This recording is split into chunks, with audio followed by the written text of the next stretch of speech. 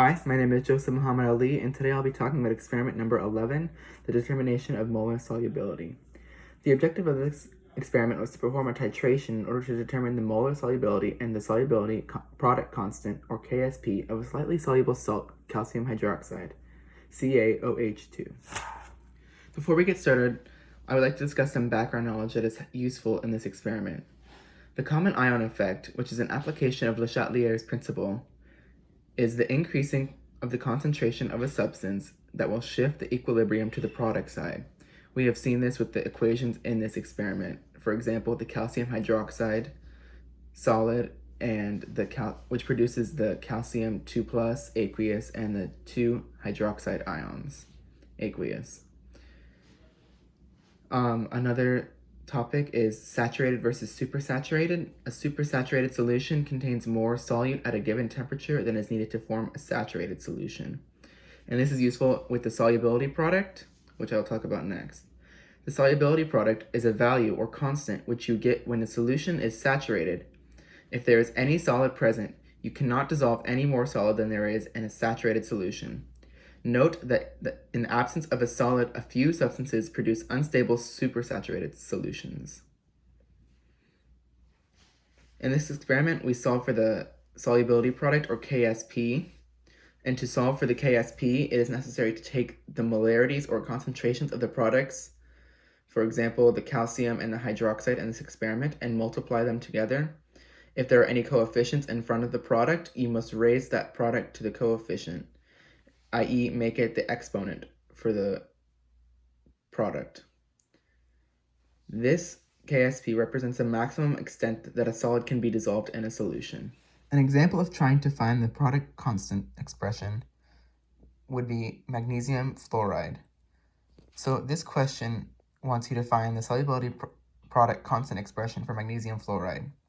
The relevant equilibrium would be MgF solid, which is an equilibrium with magnesium 2+ aqueous and 2 fluorine ions, which is also aqueous. The associated equilibrium expression would be KSP equals magnesium 2+ inside the brackets times fluorine, which has the exponent of 2.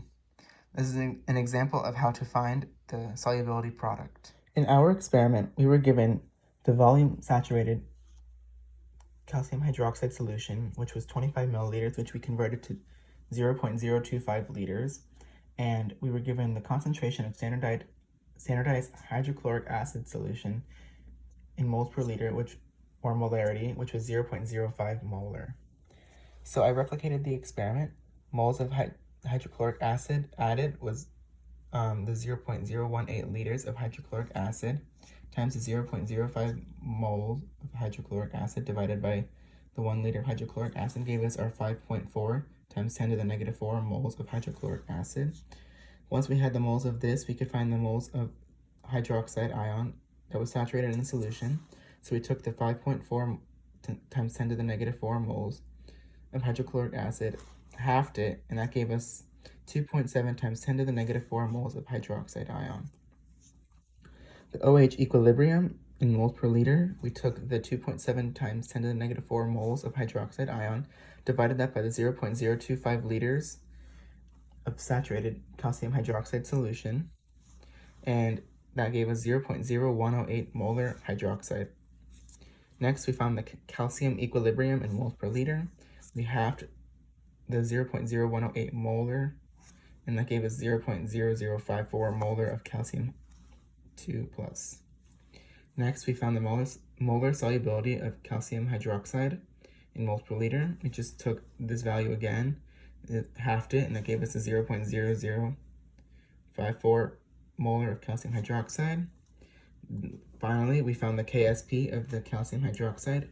We halved this, the 0.0108 molar of hydroxide, and raised it to the third power, which was in front of the coefficient in the chemical equation.